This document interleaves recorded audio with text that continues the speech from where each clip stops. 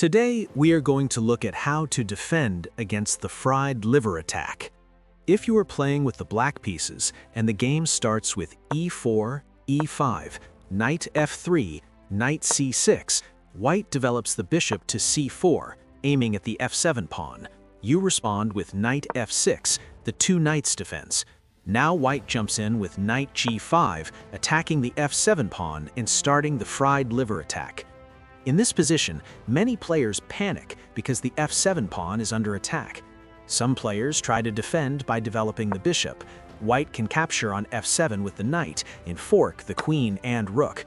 So we will see the correct way for black to deal with this attack. After white plays knight g5, play pawn to d5, hitting the bishop in blocking the attack. The most common response by white is pawn takes d5, attacking your knight. Now move your knight to d4. If white pushes the pawn to open the bishop's vision to attack again, capture the pawn with the queen. This allows white to capture the pawn on f7 with the knight and again fork the queen and rook. Let white capture your rook and play the silent move, queen c6. If white captures your rook, you can capture the pawn on g2 and also attack their rook. If white tries to defend the rook with a king, you can give check on e4. If white blocks the check with the bishop, knight to f3 is checkmate because white cannot capture the knight due to a pin. If white blocks with the queen, you can capture the queen with the knight and easily win the endgame. Instead of pushing the pawn, if white tries to kick your knight with the pawn, do not move the knight. Instead, play pawn to b5. White cannot capture the pawn with the bishop because it is defended by the knight. If white captures your knight, you can capture the bishop and the attack is stopped. If the bishop goes back to f1, capture the pawn on d5. If white captures your knight, you can capture the knight with the queen, hence the attack is stopped. Another way to defend this attack is to capture the pawn on e4. If white captures your knight, push the d-pawn 2 squares and fork both pieces, easily defending the attack. But if white knows this idea and captures the pawn on f7, move your queen to h4. If they capture your rook, you can deliver checkmate with your queen. If white castles, develop your bishop to c5 and sacrifice the rook. As you can see, we are attacking the f2 pawn with 3 pieces. Now, capture the pawn with your knight. If white brings their queen into the game, move your knight to g4 with a discovered check from the bishop.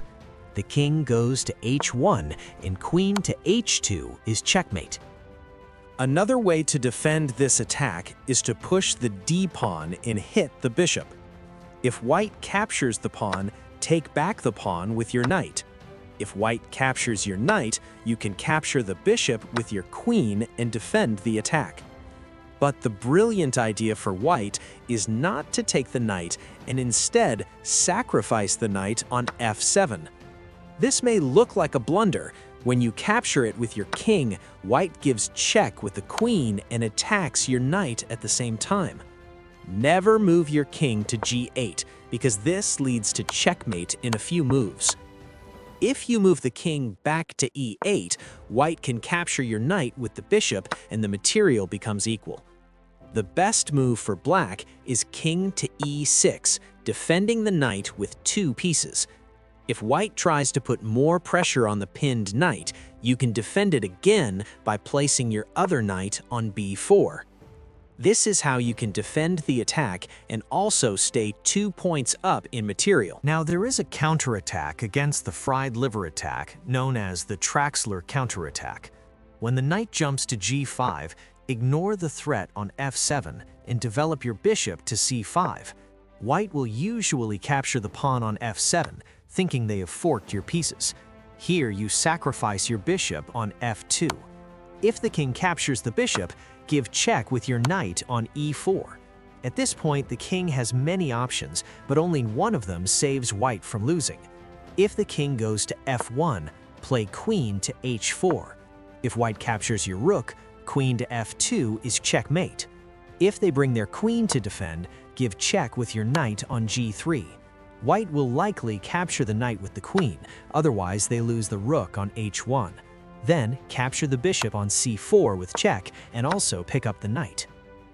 If the king goes back to e1, give check with your queen on h4.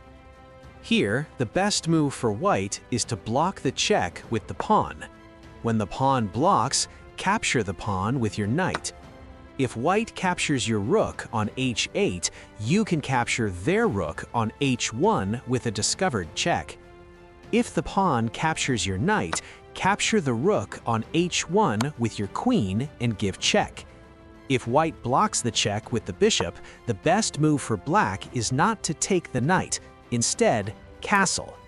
If white tries to save the knight, queen to f1 is checkmate. If white develops the queen, you can capture the knight with your rook.